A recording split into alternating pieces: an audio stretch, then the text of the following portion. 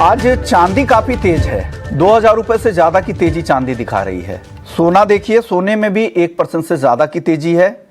94,000 रुपए के बेहद करीब सोना जा चुका है। कल तेज गिरावट आई तो लोगों ने ये सवाल अब उठाने शुरू कर दिए कि क्या बड़ी गिरावट आने वाली है। इस तरह की खबरें भी आने लगी, लेकिन आज फिर से अगले ही दिन रिकवरी आ गई।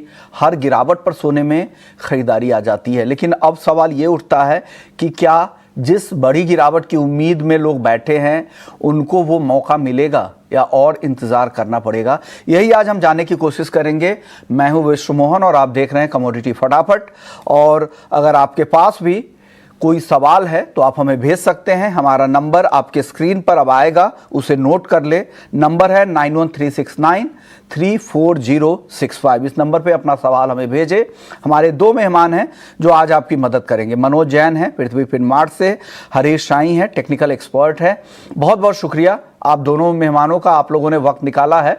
शुरुआत हम चांदी से आज करने वाले हैं। मनोज जी, चांदी की तेजी आज ज्यादा है गोल्ड के मुकाबले, लेकिन गोल्ड में कल भारी गिरावट दिखी थी। आज अच्छी तेजी है, 1000 रुपए से ज्यादा की तेजी दिख रही है। क्या खरीदना चाहिए मनोज जी आज?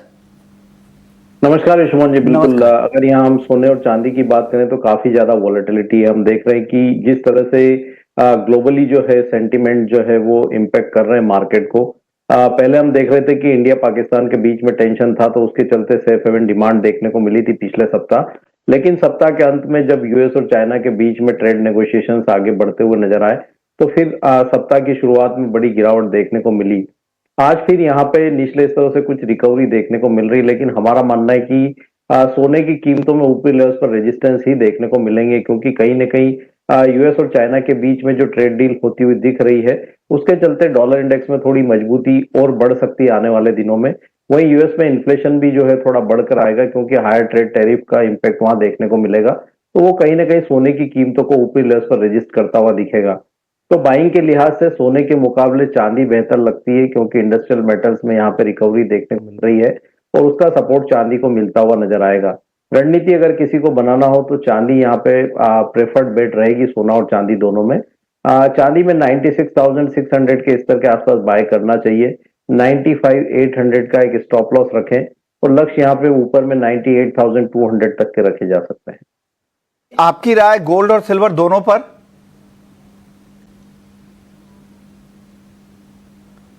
हरीश जी, आपसे मेरा सवाल था, अनम्यूट कीजिएगा ऑडियो को, फिर बताइए सर।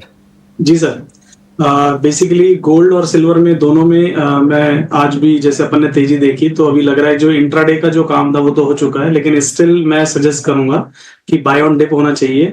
तो गोल्ड में अराउंड 93,750 के आसपास अगर गोल्ड हमको देखने को मिलता है तो वहां पर अपन जो है बाइंग इनिशिएट करें।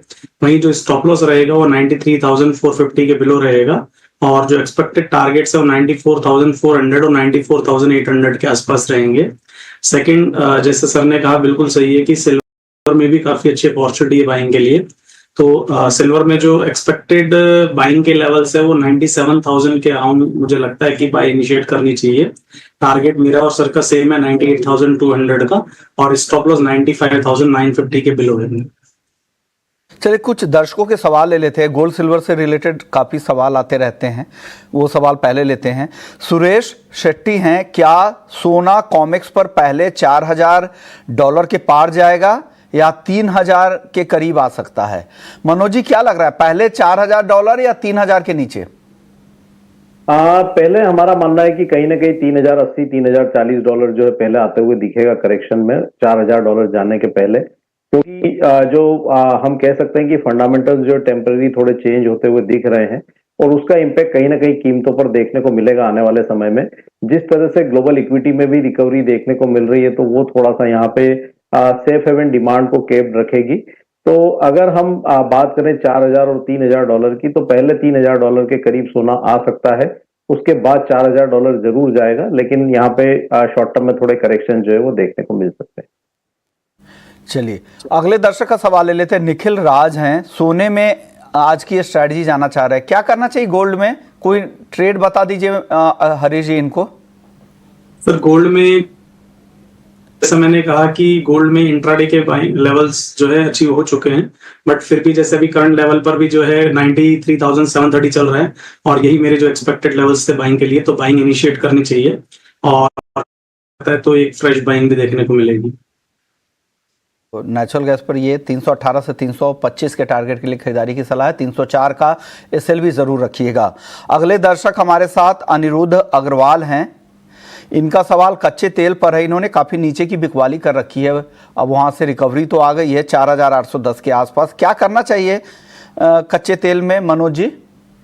कच्चे तेल में थोड़ा सेंटिमेंट पॉजिटिव होता हुआ दिख रहा है विष्णु जी, और हमारा मानना है कि यहाँ पे जिस तरह से जो है फॉरेन जो एजेंसीज है उन्होंने चाइना की जो जीडीपी है उसको भी अपग्रेड किया है यूएस चाइना के ट्रेड नेगोशिएशंस के बाद, तो उसके चलते थोड़ा सपोर्ट रहेगा कच्चे तेल की कीमतों में। वोलेटिलिटी काफी है, तो बेहतर होगा कि ऑप्शन के थ्रू यहाँ पे रणनीति बनाए। 5,400 की जो कॉल ऑप्शन है मई मंथ की, वो बाय कर सकते हैं 30 के आसपास 12 के स्टॉप लॉस से। लक्ष्य यहाँ पे 66 तक के रखे जा सकते हैं। आगे नवनीत है। एल्यूमिनियम और जिंक इन दोनों पर राय चाहिए इनको। हरी जी, एल्यूमिनियम और जिंक की कॉल बता दे, अच्छी तेजी दोनों में आज दिख रही है। सर एल्युमिनियम में डेली चार्ट को अगर अपन देखेंगे तो जो एक रेजिस्टेंस ब्रेक हुआ है अराउंड 239 का, तो अराउंड 239 के आसपास ही मैं बाइंग इनिशिएट सजेस्ट करूंगा और टारगेट इसमें 240.50 और 242 तक के रहेंगे। वहीं स्टॉप लॉस इसका 237.50 का रहेगा। और एक जिंक, एल्युमिनियम और जिंक पूछा था ना? चाहूं हरी जी दोनों जिंक और एल्युमिनियम पे ही सवाल था जी। जिंक में जो बाइंग है वो 252.50 के आसपास मैं सजेस्ट करूंगा बाय, और स्टॉप लॉस रहेगा 250 के नीचे। वहीं जो इसका टारगेट रहेगा 256 का रहेगा जिंक पे। शेख खाजा हैं अगले दर्शक। जिंक और नेचुरल गैस इन दोनों में क्या करना चाहिए? मनोज जी क्या करना चाहिए? पहले जिंक में बताइए फिर एनजी में बताइएगा। जिंक में यहाँ पे मोमेंटम पॉजिटिव बना हुआ है विष्णु जी, यहाँ पे बाय करना चाहिए। थोड़ा डीप आता है तो 251.50 से 252 के रेंज में बाय कर सकते हैं। स्टॉप लॉस यहाँ पे 249.50 का रखना चाहिए। लक्ष्य ऊपर में 255.50 तक के रखना चाहिए। नेचुरल गैस की अगर बात करें तो यहाँ पे हमारा मानना है कि एक अच्छा रनअप ये कमोडिटी दिखा चुकी है। 322 भारतीय बाजारों में एक स्ट्रॉन्ग रेजिस्टेंस बना हुआ है।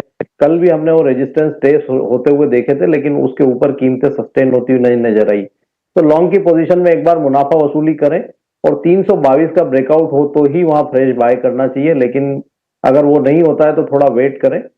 नीचे में 288 तक के स्तर एक बार पहले देखने मिल सकते हैं, तो लॉन्ग की पोजीशन में मुनाफा वसूली करने की सलाह रहेगी और बाइंग यहाँ पे अवॉइड करने की सलाह रहेगी। अगले दर्शक हमारे साथ राहुल पटेल हैं। कच्चे तेल में जाना चाहिए कि क्या करना चाहिए? क्या करना चाहिए हरीश जी? कच्चे तेल का आउटलुक क्या है? सर क्रूड ऑयल पे मेरा व्यू बुलिश है, लेकिन एक डिप का मैं वेट कर रहा हूँ। अराउंड 5310 के आसपास मैं सजेस्ट करूंगा बाइंग के लिए, और टारगेट इसमें 5370 और 5395 के आसपास रहने चाहिए। वहां पर एक सप्लाई प्रेशर देखने को मिल सकता है। वहीं स्टॉप लॉस जो है 5260 के नीचे रहने चाहिए। चलिए, तो राहुल जी के लिए कच्चे तेल को लेकर ये आउटलुक दिया गया है। हर्षिता है दिल्ली से। सोने में खरीदारी करनी है, लंबी अवधि का नजरिया इनको चाहिए। सोने में आपको क्या लग रहा है मनोज जी, किस भाव पे एंट्री करे और लंबी अवधि का आपका टारगेट क्या है? लंबी अवधि की अगर मैं बात करूं तो ये साल के आखिर तक हमारा मानना है कि 1,04,000 1,05,000 तक कीमतें जा सकती है, लेकिन उसके पहले यहाँ पे कुछ करेक्शन संभावित है सोने में। तो अगर ये थोड़ा पोजिशनल बाय करना चाहते हैं तो थोड़ा वेट करना चाहिए। एक बार 92,000 सपोर्ट बने हुए हैं, अगर वो ब्रीच होते हैं तो हमारा मानना है कि एक बार 88,500 से 90,000 की रेंज में सोना आ सकता है, और वो लंबी अवधि के निवेशकों के लिए अप्रोप्रिएट लेवल होंगे बाइंग करने के।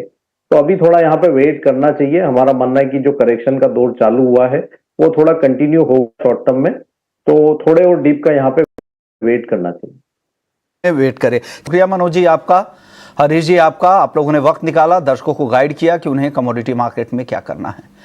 कमोडिटी फटाफट को यहीं समेटते हैं। ब्रेक के बाद भी खबरें चलती रहेंगी। तो